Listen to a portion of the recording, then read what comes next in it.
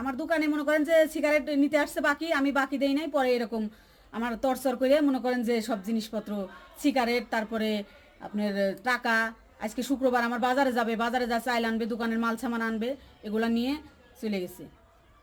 ওই আমার দোকানে মনে করেন যে উনি এই দিক দিয়ে যাওয়া আসা করে বা সে কাস্টমার হিসাবে আসে এই।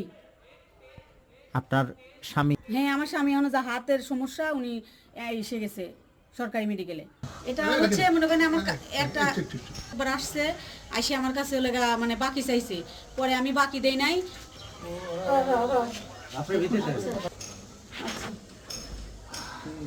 আচ্ছা আচ্ছা, কার কাছে কপি, কার কাছে?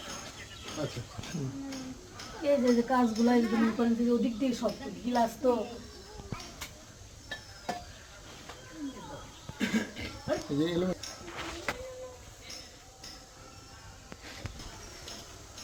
ভিতর দিয়ে আছে আর ওইলে মেলো।